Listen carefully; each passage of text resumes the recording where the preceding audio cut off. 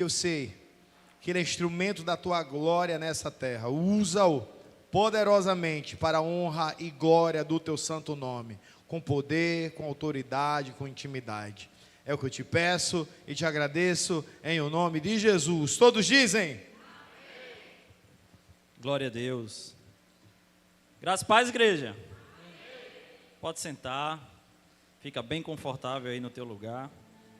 Quem aí já foi lá no Novo Templo? Levanta a mão aí. Eu, de verdade, convido você que ainda não foi lá, dá uma passadinha rápida lá. Vai ver o tanto de graça que existe naquele lugar. Eu acredito que só de você entrar, você será impactado pelo futuro que a gente vai viver juntos lá. E você vai ser impactado para impactar. E de que forma você pode impactar? Se mexendo, se movendo, sendo ponte e instrumento de graça para aquele lugar. Seja vendendo uma rifa, seja comprando rifa, seja colocando tijolo no lugar, seja pintando. Eu tenho certeza que a partir do momento que você chegar naquele lugar, você vai ser impactado e vai gerar vida através do impacto que você vai receber. Mas estamos aqui essa noite e eu nesse momento te convido, Espírito Santo, flua nesse lugar, seja o maior dos convidados, que o Senhor seja o poder, que seja a paz, que o Senhor nesse momento seja o abraço, que o Senhor seja a palavra, que o Senhor seja a graça que precisamos essa noite.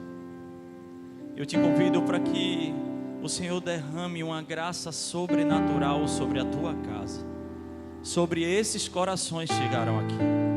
Que o Senhor possa impactar, transformar, libertar, que o Senhor possa gerar vida. Flua entre essas cadeiras, vá abraçando cada pessoa que chegou aqui. O Senhor conhece cada uma delas. O Senhor colocou um nome antes mesmo que essas pessoas nascessem. O Senhor gerou, o Senhor sonhou, o Senhor planejou. E o Senhor sonhou com esse dia, com essa data, com esse lugar específico para que essa pessoa pudesse sentar. O Senhor sonhou e planejou que esse dia acontecesse, para que o Senhor tivesse um encontro real, sobrenatural e poderoso com cada um. Fique à vontade, porque somos completamente dependentes de Ti. Que o Senhor possa aparecer enquanto eu diminua. Que o Senhor possa mostrar graça, misericórdia, enquanto eu diminuo. Ó Jesus, que eu desapareça para que o Senhor apareça. Se fosse por minha capacidade, Senhor, nem em pé eu estaria. Mas o Senhor é bom, é maravilhoso. E o Senhor trouxe teus filhos aqui. E fala conosco em nome de Jesus.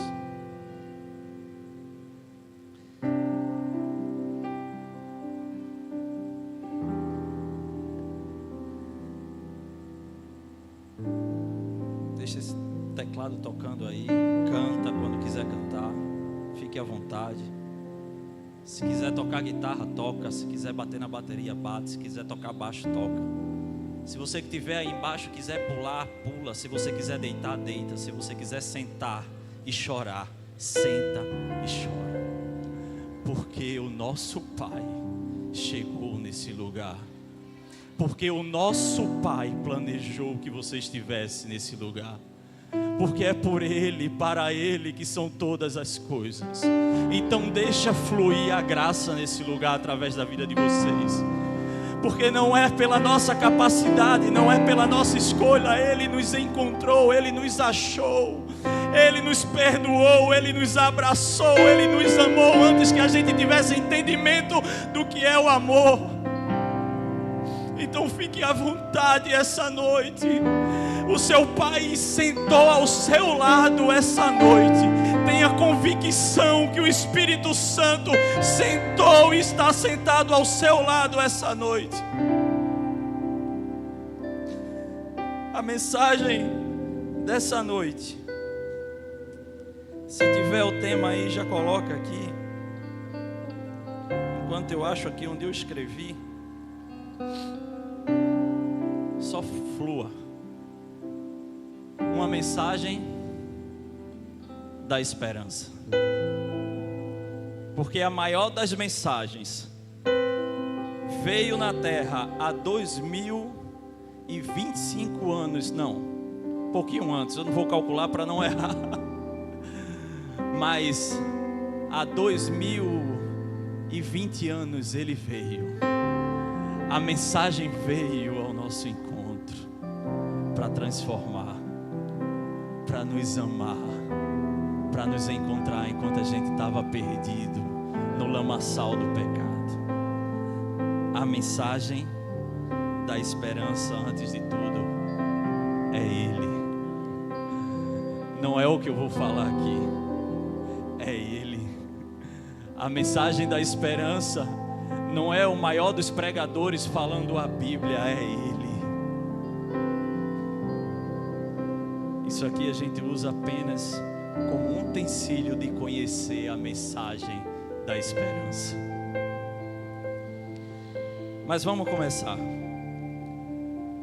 Gente, eu creio que o céu sempre aponta o que a terra vai viver. Nunca é a terra que aponta o que o céu precisa fazer. Antes de começar, deixa eu dar um bicudo na cara do cão. Satanás, tu não tem um poder sobre nenhuma dessas vidas que chegaram aqui. Eu declaro em nome de Jesus que o Senhor, que você bata em retirada, que todo sono vá embora, que toda preguiça saia agora em nome de Jesus. Eu declaro libertação, que todo ouvido fechado agora em nome de Jesus seja aberto, que toda visão fechada agora seja aberta em nome de Jesus. Você não tem poder de tocar em nossa vida, porque Jesus já morreu e ressuscitou na cruz para nos salvar. Eu creio que o céu aponta o que a terra vai viver. E eu creio que a geração anterior viveu algo poderoso. E eu escutei muito, mas era muito mensagem de empoderamento, muito apontada para o que Deus poderia fazer através das pessoas, daquilo que é o poder do Senhor.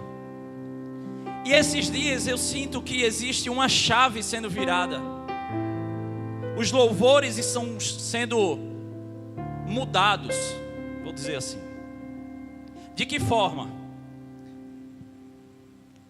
Apontando para que o homem diminua, para que o homem desapareça, para que o homem se submeta, para que o homem esteja no centro da vontade do Senhor, e que Deus esteja no centro da vida do homem.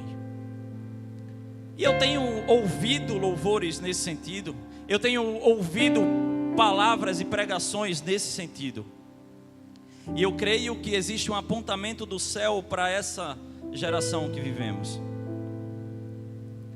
um apontamento como Jeremias.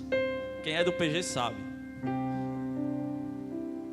Um apontamento em que Jeremias dizia: eu não sirvo, me diminua, eu não presto, eu não tenho nada. É tão forte que não bastou um livro só de Jeremias. Ele teve que escrever Lamentações de Jeremias para dizer de tanto de lamentação que ele tinha, de quem ele precisava ser e de quem ele era. E eu creio que essa nova geração será uma geração parecida com a de Jeremias, parecida com Oséias.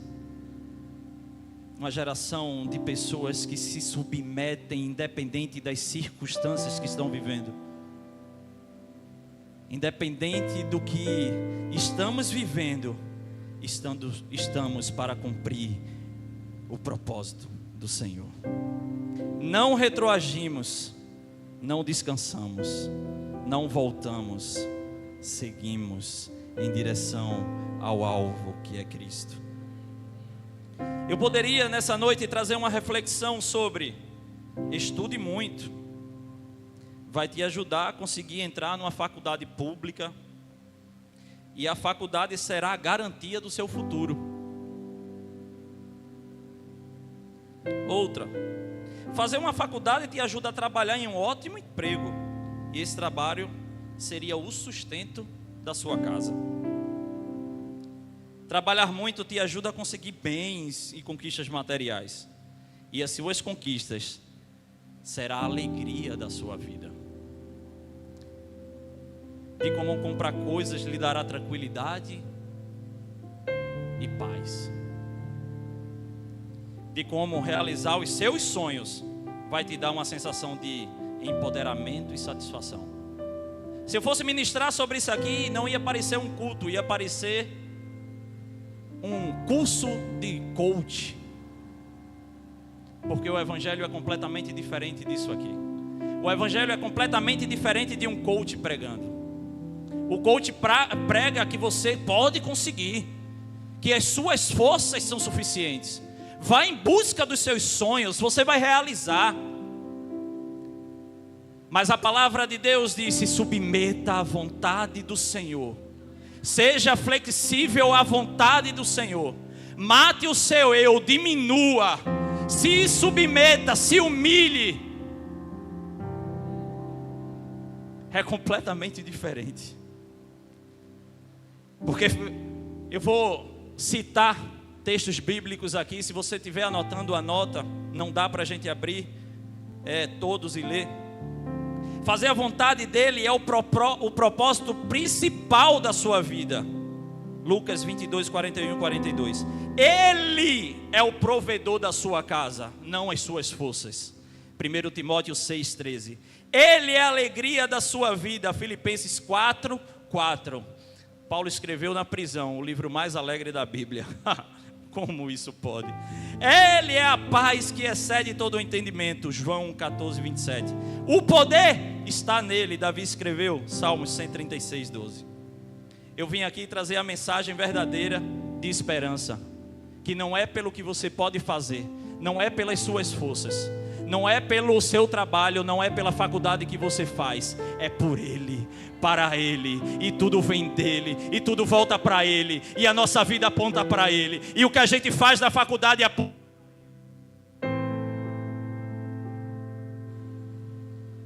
Porque não é por aquilo que a gente pode fazer, não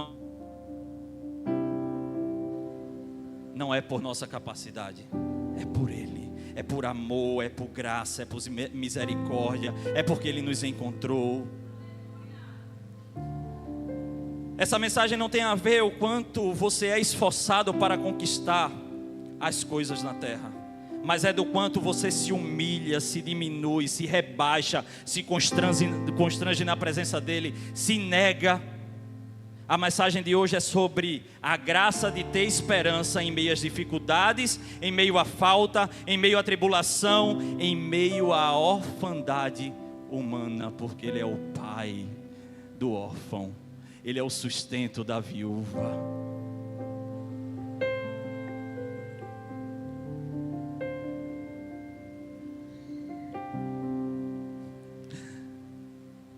A nossa esperança não está nas coisas desse mundo.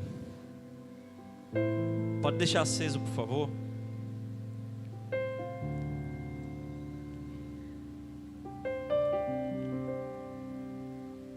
Nossa esperança está nele. E principalmente no dia em que o veremos face a face. Porque nos dias mais difíceis da nossa vida, a gente ainda tem uma certeza que o veremos face a face. nos dias que a gente quer desistir, ainda existe a esperança que o veremos face a face. Nos dias que estamos mais sozinhos, ainda há esperança que existe um lugar que já foi preparado na mesa dele. Ainda que a gente não tenha para onde ir na terra, ainda há esperança, porque a gente tem para onde ir no céu.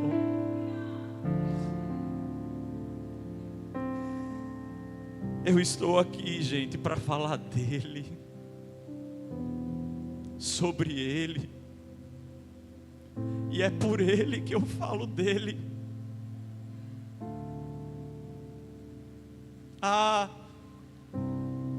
Ele me encontrou numa calçada bêbado, e nem a vontade eu tinha de falar, mas o Espírito Santo habitando ainda que pouco ali naquele bêbado, porque é por graça, me fez fazer uma simples oração de dizer: me tira dessa vida, eu não suporto mais. 3 dias depois começou o resgate do Senhor, a restauração do propósito, dos sonhos.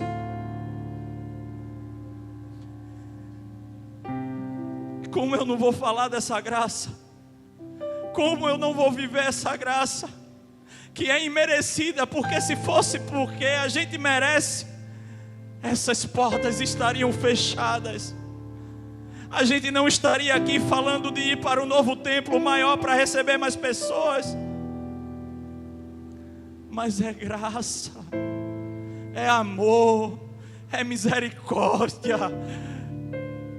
e é incondicional, é independente de nós, é amor, ágape, é amor demais. O que eu falo, se apaixone por esse amor, porque tem sonhos nesse amor, tem propósitos nesse amor, tem morada nesse amor, tem abraço nesse amor, tem casamento santo nesse amor, tem restauração nesse amor, tem paternidade para o órfão nesse amor. Nunca será por pessoas, é por Ele. É por isso que eu estou aqui para falar dele, a esperança viva que desceu do céu, para encontrar pessoas imerecidas de amor, pessoas que não reconheceram o amor.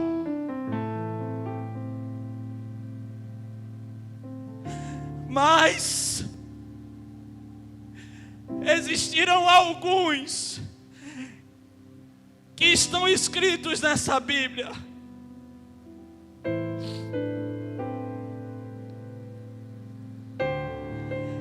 e eu pergunto a vocês: quem Pedro conheceu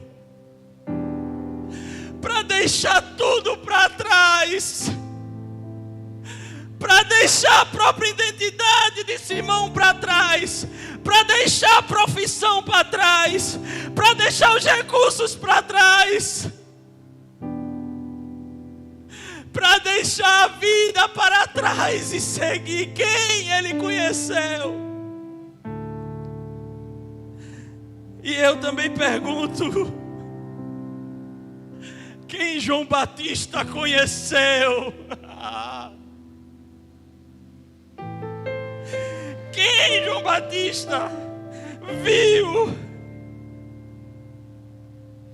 que disse: eu não sou digno?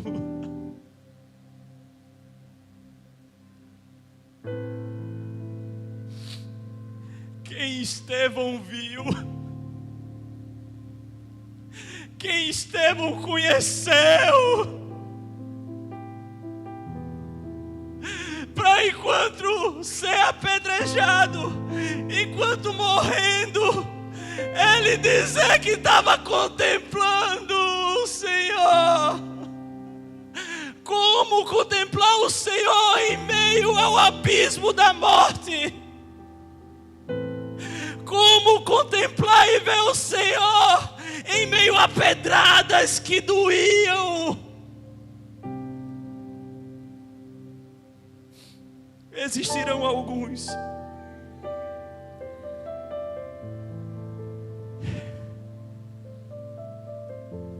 vamos entender sobre esse amor. Vamos entender sobre a esperança na perspectiva de uma parábola que talvez quando eu pedir para você abrir pode trazer uma confusão aí na sua mente, porque pregar a esperança em Lucas 10, 25, peço que vocês abram. Lucas 10, 25. Eu duvido muito que você nunca tenha ouvido falar sobre o bom samaritano.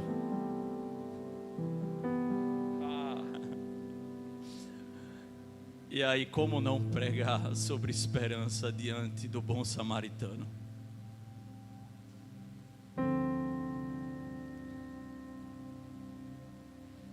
Lucas 10, versículo 25 até o 35, até o 33. E eis que certo homem, intérprete da lei, se levantou com o objetivo de pôr Jesus à prova e lhe perguntou: Mestre, que farei para herdar a vida eterna? Então Jesus lhe perguntou: o que é que está escrito na lei? Como você a entende? A isto ele respondeu: na lei está escrito: ame o Senhor seu Deus de todo o seu coração, de toda a sua alma, com todas as suas forças e todo o seu entendimento, e ame o seu próximo como você ama a si mesmo. Então Jesus lhe disse: você respondeu corretamente, faça isto e você viverá. Mas ele, querendo justificar-se, perguntou a Jesus: mas quem é o próximo? Jesus prosseguiu dizendo, começamos a parábola agora: um homem descia de Jerusalém para Jericó e caiu nas mãos de alguns ladrões. Estes, depois de lhes tirar a roupa e lhe causar muitos ferimentos, retiraram-se, deixando-os semi-morto. Por casualidade, um sacerdote estava descendo por aquele mesmo caminho, e vendo aquele homem, passou de largo. De igual modo, um levita descia por aquele lugar, e vendo-o, passou de largo. Certo samaritano que seguia o seu caminho passou perto do homem e, vendo-o, compadeceu-se dele, e aproximando-se, fez curativo nos ferimentos dele, aplicando-lhes óleo e vinho. Depois colocou aquele homem sobre o seu próprio animal, levou-o para uma hospedaria e tratou dele. No dia seguinte, separou 2 denários e os entregou ao hospedeiro, dizendo: cuide deste homem, e se você gastar algo a mais, farei um reembolso quando eu voltar. Até aqui. Primeiro, ele nos sara, ele nos cura e nos transforma. E eu pergunto a vocês essa noite, o que está escrito no versículo 30: quem é o homem que descia de Jerusalém para Jericó e foi assaltado? Quem é aquele homem que teve suas vestes roubadas, que foi espancado e ficou semi-morto? De fato, não dá para saber qual é a história daquele homem, o que ele iria fazer em Jericó, se ele era uma pessoa sozinha, se ele tinha família. Mas podemos compreender que aquele homem naquele momento estava sozinho, descendo de uma cidade, Jerusalém, espiritual, para ir para Jericó, que era uma cidade comercial, mas que ele estava vulnerável e exposto a ataques. Pode-se dizer que em algum momento de nossa vida já tivemos na mesma posição daquele homem?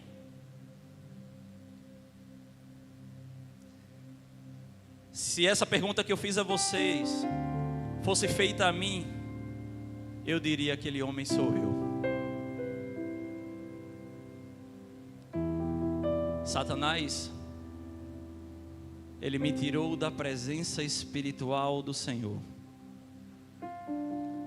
roubou os sonhos que o Senhor tinha para mim, roubou os propósitos que o Senhor tinha para mim, me deixou envergonhado nu, porque a nudez daquele homem nessa parábola é a vergonha.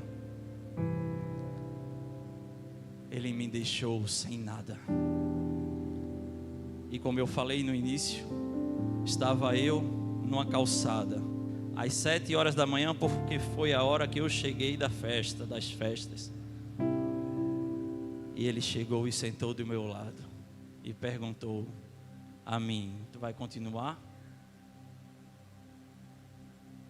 Vem cá, que eu quero sarar essas feridas.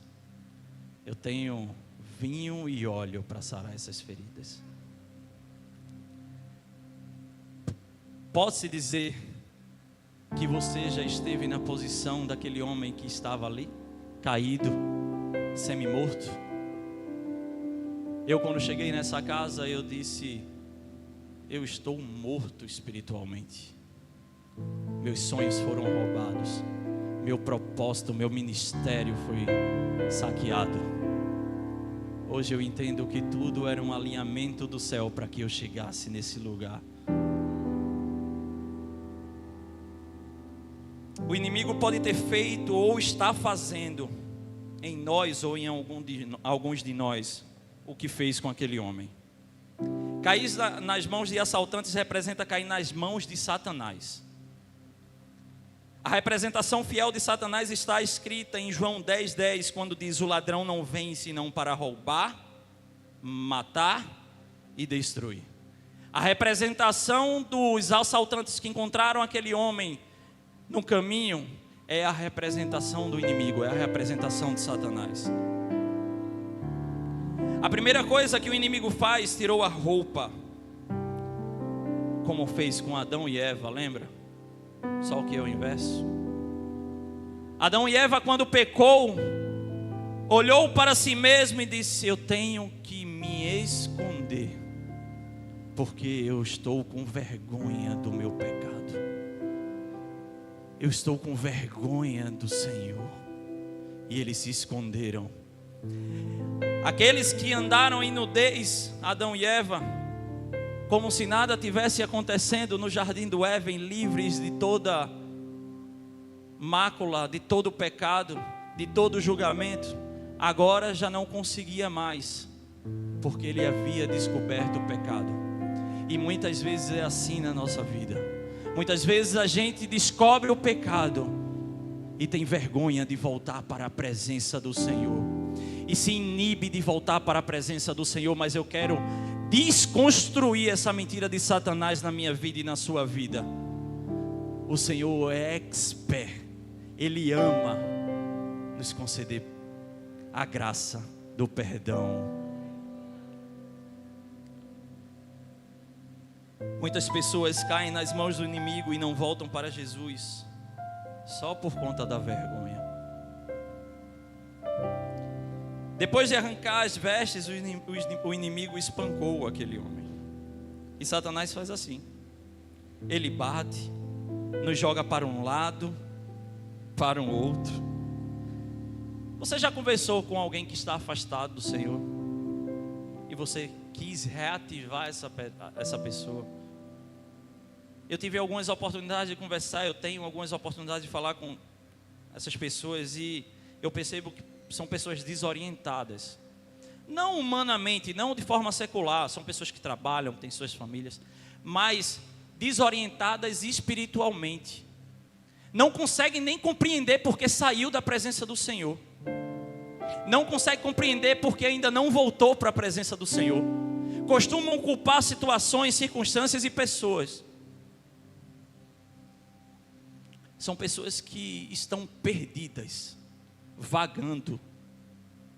Porque aquele que não vive o propósito, ele não caminha na vontade do Senhor, ele vaga por caminhos tortuosos. São etapas de uma vida que se perdeu no meio do caminho. O inimigo nos deixa quase mortos.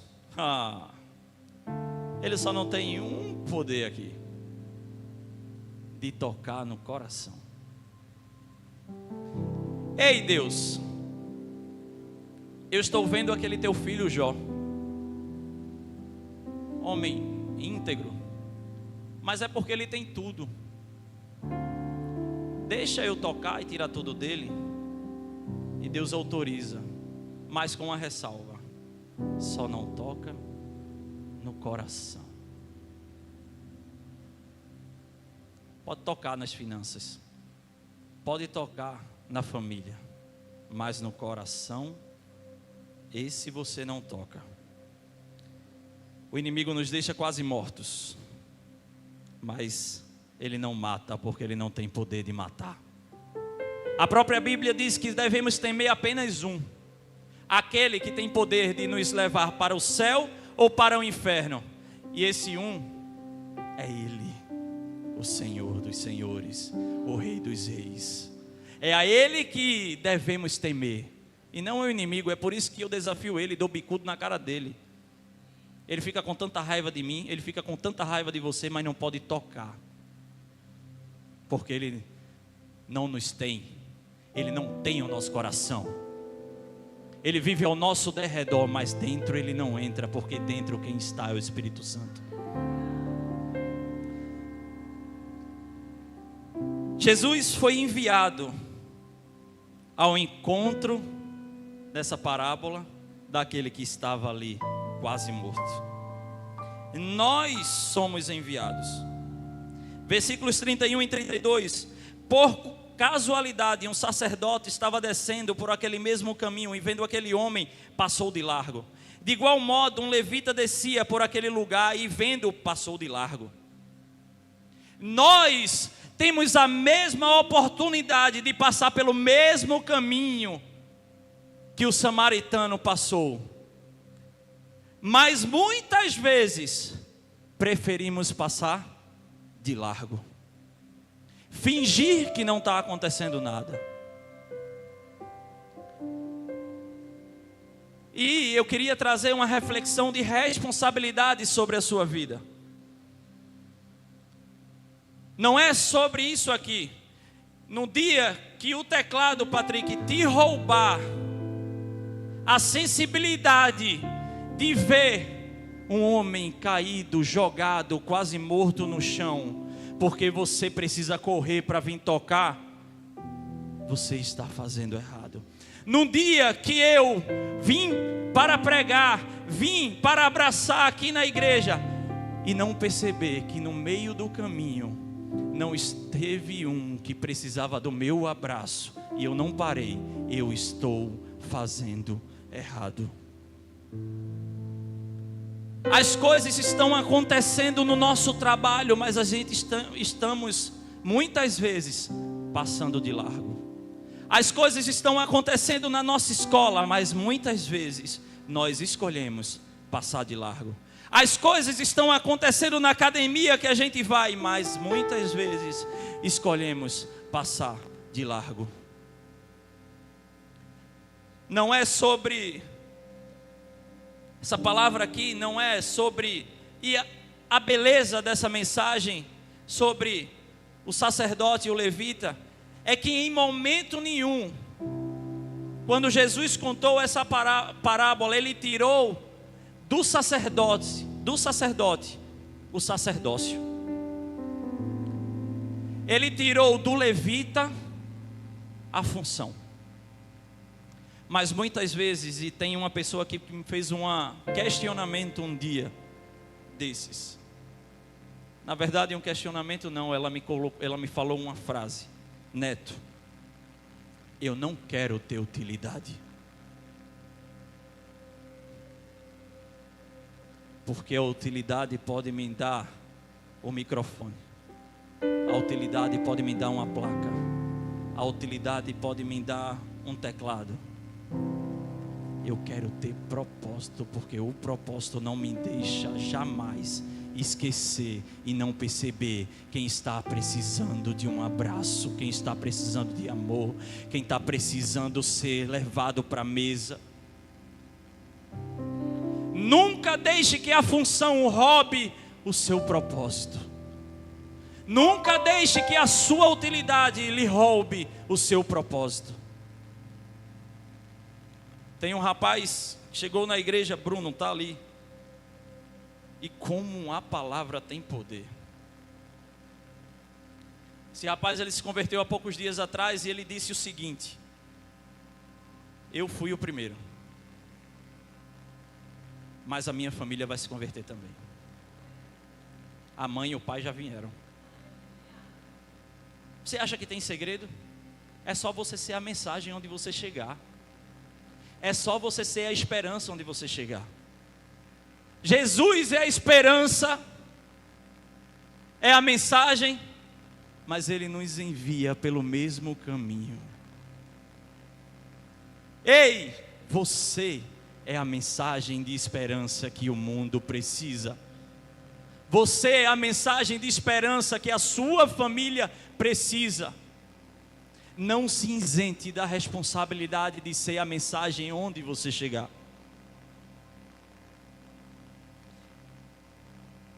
Pode-se dizer que homens com afazeres, posições, ocupados, títulos, crentes, pode ser que muitos desses daí somos nós, andando despercebidos, caminhando despercebidos, caminhando segundo a nossa utilidade e não o nosso propósito.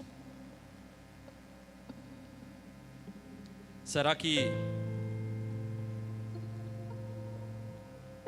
não pode acontecer de um microfone como esse nos roubar do verdadeiro propósito?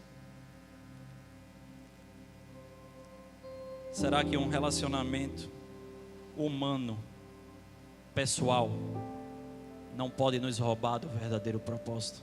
Eu conheço assim, de pessoas que viviam na verdade, de pessoas que estavam buscando com fome, com sede, uma chama fervorosa de amor para o Senhor.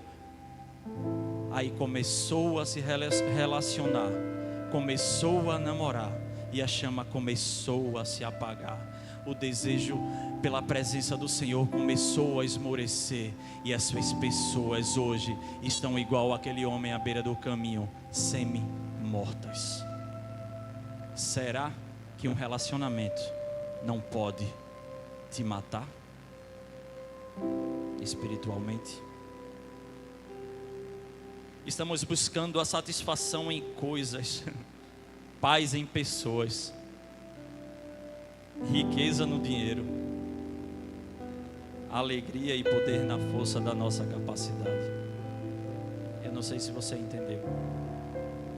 Mas nós, muitas vezes, estamos buscando coisas para nos satisfazer. Estamos buscando funções para nos satisfazer, satisfazer o nosso ego. Estamos buscando na força e na nossa capacidade intelectual coisas para nos fazer ser preenchido por coisas do mundo. Ei, deixa eu te dizer e te afirmar, você nunca será preenchido por coisas que o mundo tem para oferecer. E eu não estou falando sobre pecado, eu estou falando sobre coisas que se parecem lícitas e que são lícitas. Ei, se o teu Trabalho em nome de Jesus, entenda isso com maturidade, entenda o que eu quero falar. Se o teu trabalho te roubar da presença do Senhor, se lá não for o ambiente em que o Espírito Santo possa ser ofertado através da sua vida, oferecidos através da sua vida, se lá não for um ambiente sucinto para que o Espírito Santo flua, se você não conseguir mudar a atmosfera do ambiente, saia. O Espírito Santo, na verdade Deus está doido para ser o girê da sua casa. Entenda isso, pelo amor de Deus. Amanhã não saia do trabalho e venha me culpar, não. Mas meu irmão, se o ambiente for esse, começa a botar currículo fora e deixa Deus abrir. Não se prenda à função que você tem lá, não se prenda às coisas que tem lá, se prenda à presença, esteja aliançado com a presença. Se você puder entrar, mas o Espírito não puder entrar no ambiente, não esteja no ambiente. Se o relacionamento estiver apagando a chama de amor do Senhor que existia dentro de você, acabe, porque Ele deve ser o centro da sua vida, Ele deve ser o primeiro amor, Ele deve ser a paixão. E eu tenho certeza que o Senhor vai preparar um no coração dEle, ou uma no coração dEle, para te dar, com os propósitos alinhados. Eu digo que Deus não me uniu a Maiara porque eu era neto e ela era Maiara. Deus uniu o propósito que Ele deu a neto com o propósito que Ele deu a Maiara. E juntos hoje nós temos um só propósito. Mas se você estiver se relacionando com uma pessoa que quer ir para a direita e você quiser ir para a esquerda, em nome de Jesus, ou você se aliança com o Senhor, ou você se aliança com as coisas desse mundo.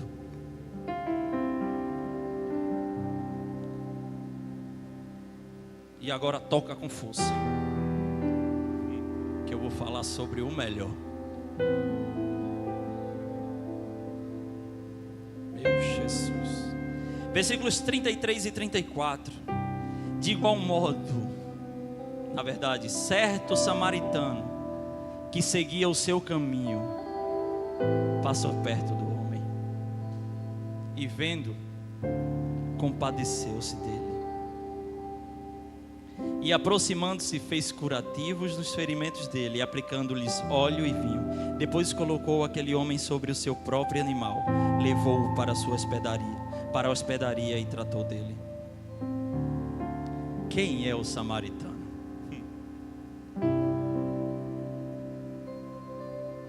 Os dois primeiros tópicos eu falei de quem era nós. Primeiro, um homem perdido, que estava vagando e quase morto. Depois falei também do homem que poderia ser o levita ou o sacerdócio, ou apenas um crente que não estava perceptível o seu propósito, mas a função que ele tinha.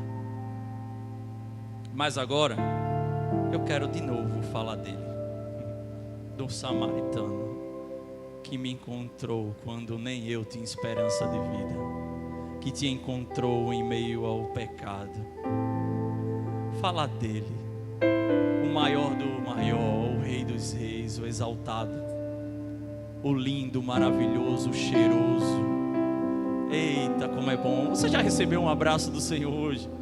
É bom demais ser abraçado pela presença do Senhor. Em nome de Jesus, começa a abraçar agora, Espírito Santo. Vai abraçando quem não foi abraçado ainda com a tua paternidade, com o teu amor. Um homem que estava em viagem, ele nem era de Jerusalém, nem de Jericó. A Bíblia não fala de onde ele estava vindo, ele só estava ali.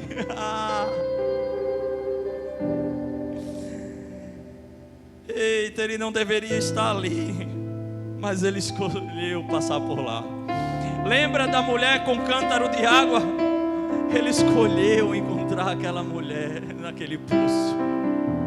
Ele escolhe estar. Ele não está nunca de passagem. Sempre que ele passa, ele diz: não, é propósito eu passar por aqui. Os discípulos iam comprar comida. Ele: não, o meu propósito é ficar aqui. Lembra da função? Ei, discípulos, está com fome, Jesus? Não, o meu propósito não. Meu propósito não é dessa comida aí não, que alimenta a carne não. O meu propósito é o que alimenta o meu espírito, é fazer a vontade do meu Pai. Ele estava ali nessa parábola, ele contando sobre ele, e ele dizia: não, a minha vontade é fazer a vontade do meu Pai, e eu preciso passar por esse caminho, porque nesse caminho eu vou encontrar aquele que está quase morto. Ele não precisa estar aqui essa noite, mas ele escolheu vir até aqui. Ele escolheu estar entre nós. A representação do samaritano está em João 10:10. Eu vim para que as ovelhas tenham vida e vida em plenitude. Ele tem piedade. Ele é todo misericórdia. Exemplo está cheio na Bíblia. Ele estava rodeado de pessoas, lotando a praia para escutar a palavra que ele estava pregando. Mas ele disse: cessou aqui, porque lá do outro lado tem alguém que está escravizado pelo inimigo, e era o gadareno. Ele atravessou todo o mar da Galileia para chegar do outro lado por conta de o gadareno. É por amor ao gadareno que ele deixou tudo e foi ao propósito de encontrar o gadareno. Bela, tu recebeu a foto? Bota aqui. Olha o que ele faz.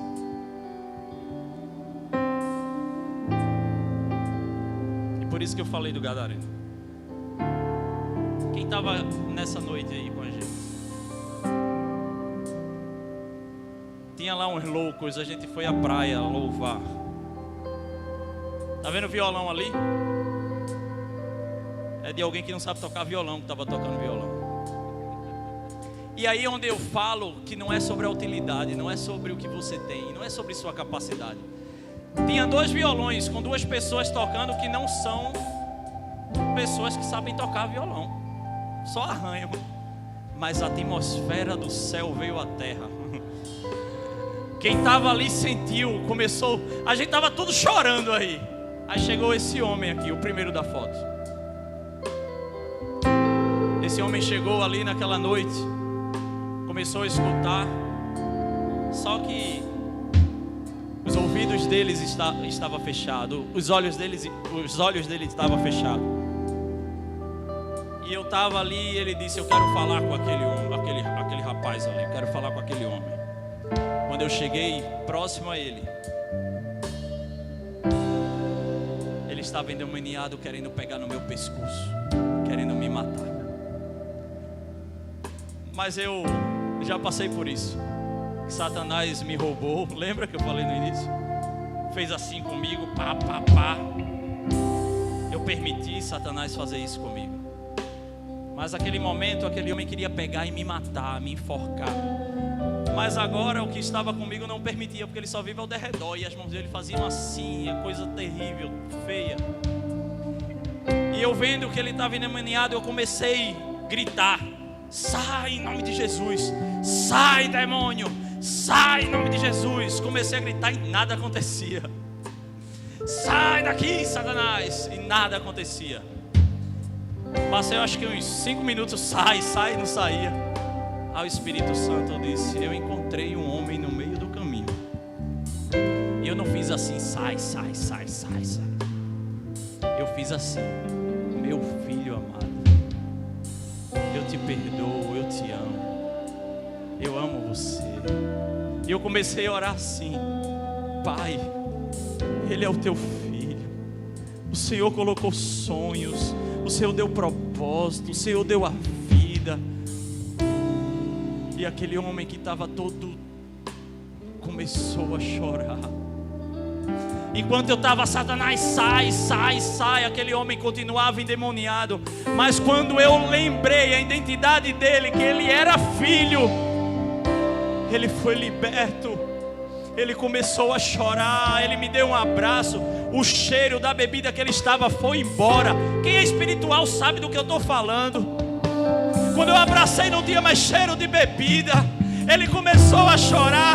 Ele disse: peraí, se afasta um pouquinho. Ficou de frente para mim, se afasta um pouquinho, que eu quero dar a paz do Senhor a você.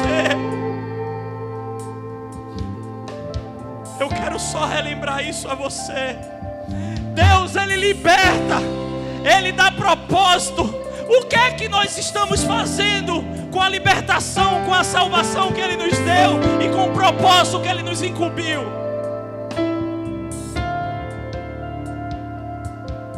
Ah, meus irmãos, Pedro conheceu, como eu falei, essa esperança. E eu já estou para terminar. Quando deixou tudo para seguir Jesus. Lucas 5:10. Entenda isso na profundidade do Espírito agora. Lucas 5:10. Como também Tiago e João, os filhos de Zebedeu, sócios de Simão Pedro. Então Jesus disse a Simão: não tenha medo, de agora em diante você será pescador de homens. Eles então arrastaram seus barcos para a praia, deixaram tudo e seguiram Jesus. João Batista conheceu a esperança. Mateus 3:4. As roupas de João eram feitas de pelos de camelo, e ele usava um cinto de couro na cintura.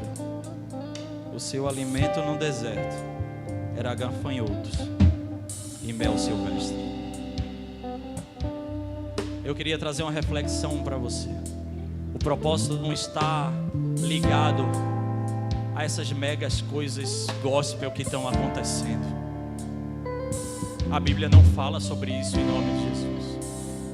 A Bíblia não fala sobre mega eventos gospel, apesar de ser bom.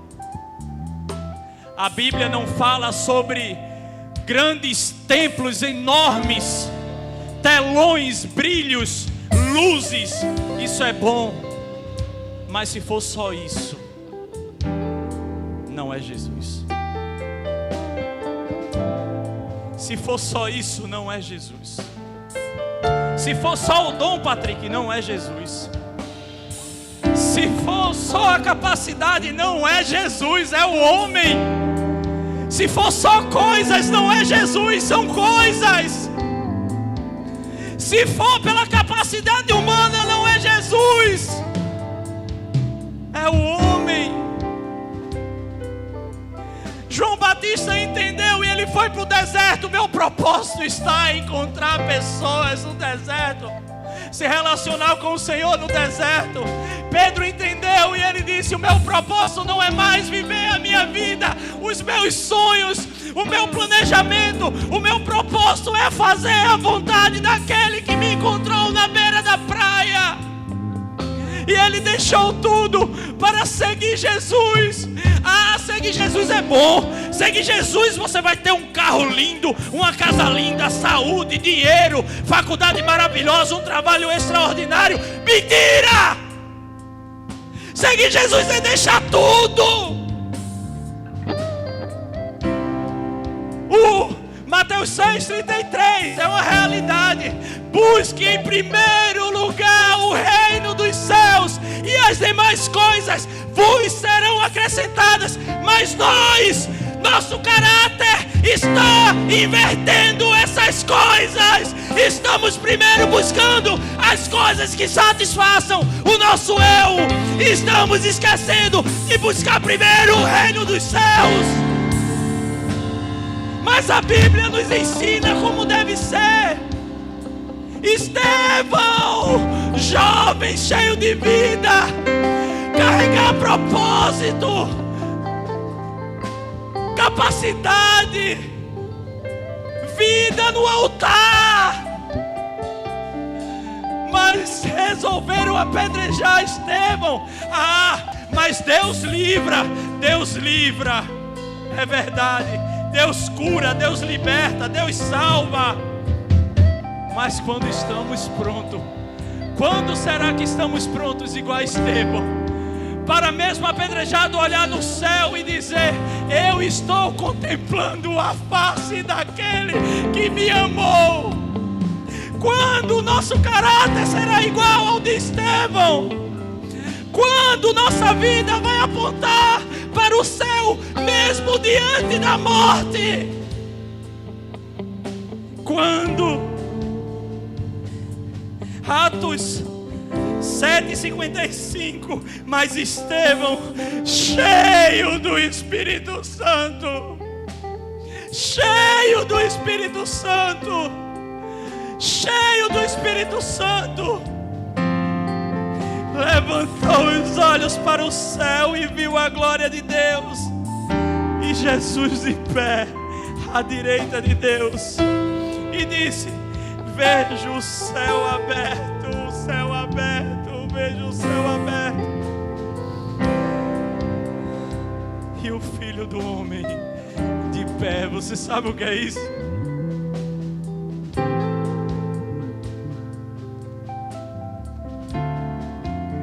Você sabe o que é isso? Sabe o que é isso, Maiara? Hein, amor? Tu sabe o que é isso?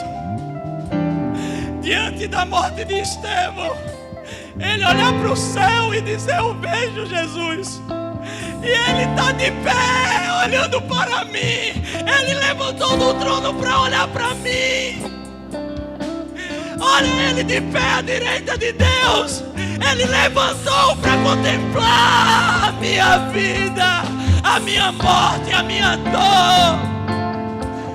Eu declaro cura sobre essa igreja. Eu declaro salvação sobre essa igreja. Eu declaro transformação sobre essa igreja. Mas primeiro eu declaro um caráter forjado no centro da vontade do Senhor.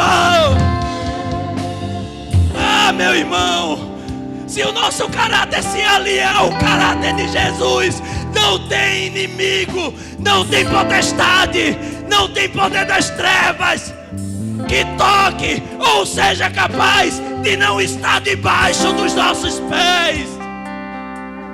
Chega de falar Maranata, Maranata, Maranata. Chega, vamos viver Maranata, vamos viver Maranata, vamos viver Maranata.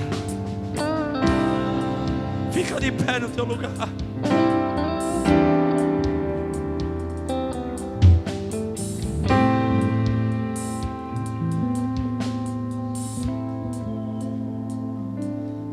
Ah, que amor é esse? Que amor é esse? Sabe um louvor, e aí tu vai alterar, não sei o que tu planejou. Sabe um louvor que Pedro poderia cantar? Eu não sei se eu posso cantar, mas um louvor que Pedro poderia cantar, Estevão poderia cantar, João Batista cantou. Sabe que louvor é esse? Ele é. Porque não é sobre o que abre e sai da nossa boca, é sobre o que flui da nossa vida.